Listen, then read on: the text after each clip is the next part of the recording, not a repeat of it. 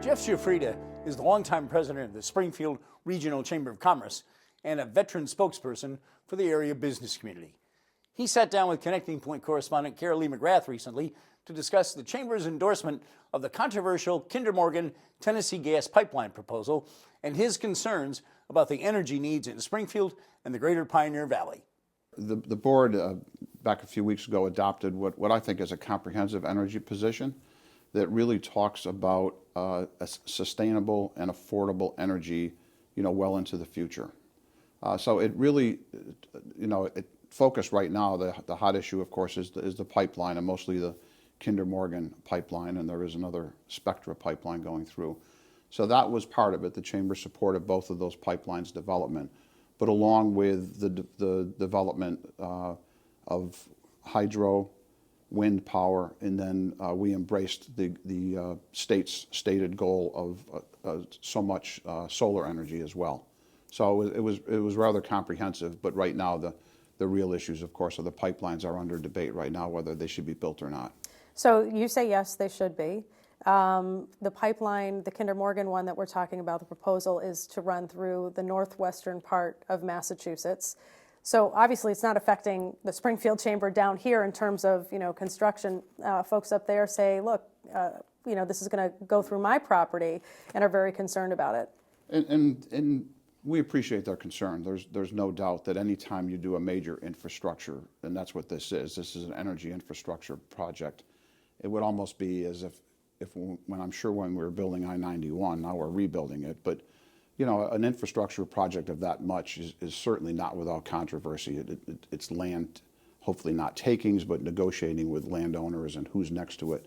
So we're certainly aware of that, and in our position we did state that we knew that it still had to go through some regulatory environmental permitting, and that's what those agencies are there to do.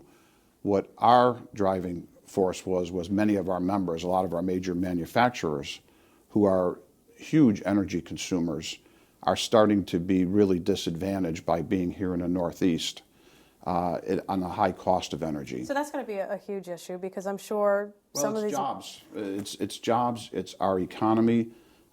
Right now, there are no new gas hookups. There's a moratorium on that. So we talked to some land development folks like West Mass Area Development that are developing parcels for people to come into, but when they get to the discussion about what types of energy can we have here, and they have to say, well, we have a moratorium on gas hookups, these people are looking elsewhere. Right. So, and it goes up and down the valley too. I know, the Northampton area, the Hadley area, along that Route 9 stretch, there's always new restaurants and everything going on. They can't get gas hookups. So it's not only our manufacturers, but now we're talking about, our tourism type of base. And then quite frankly, a lot of residents are trying to switch to a more affordable type of heat.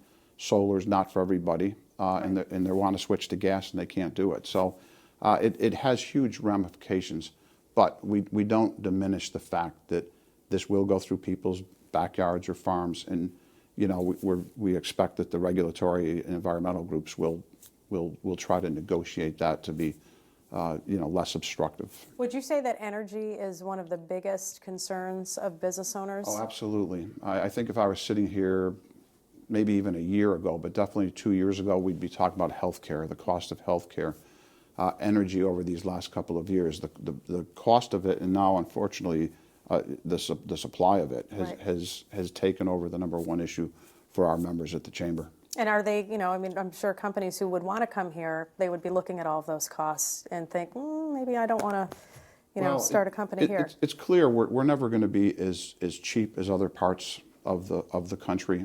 We're at the end of the pipeline, if you will. That's always talked about. The governor, to his credit, is talking about bringing hydroelectricity from Quebec down here. But again, that's an infrastructure project. You need wires to bring that down.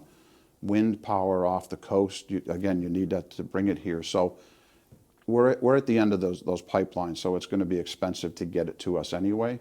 So that's why we really need to look at every source that we can get to try to keep that cost down. We're never going to be the cheapest, but we don't want to be the most expensive either. Now, Attorney General Maura Healey had released a report back in December, I believe, saying that the electric capacity in the state will remain stable for the next 15 years. Was she wrong? Oh, I don't think she was wrong. I think what that report missed, though, is she was looking, I think, at supply and where it might come from, but she didn't really look at the cost.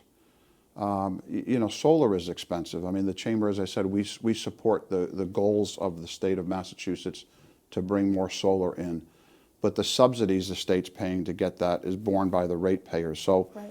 we're concerned about the cost. I don't think, and all due respect, the Attorney General's, you know, she's a great Attorney General, did a lot of work on that, but I don't think cost was the driving factor. She looked at other sources such as liquefied natural gas.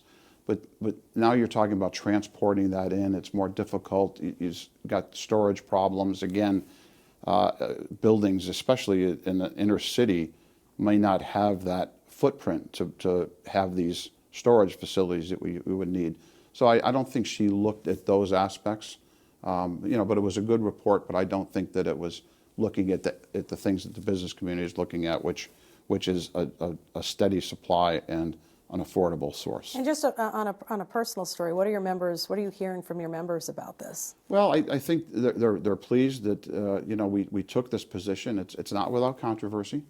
I do think, you know, not all of our members live and work in Springfield. Some live, you know, I happen to live in Hampshire County. Mm-hmm. So, you know, there was some concern on the controversy around it, if you will. Right. So you know, but again, we're a business organization, and when we heard from the members about the cost and about how many jobs are out there, we have a vibrant manufacturing sector here, which sometimes gets overlooked because Right. we think manufacturing is dying, but it's actually very healthy here, and those are good paying jobs. So when we looked at that, and you need to be competitive in the cost of this, I think that was the decision that drove the board to take this, which I think is a very balanced position on energy. If this issue, if the pipeline, for example, doesn't go through, do you have a big concern about the future of manufacturing? Yeah, it will certainly have an effect. Some of our manufacturers have switched over, for instance. I mean, we've gotten rid of the coal, which I think is a good thing. You know, oil is a dirtier fuel. So much of our energy and electricity has switched over to natural gas. Right.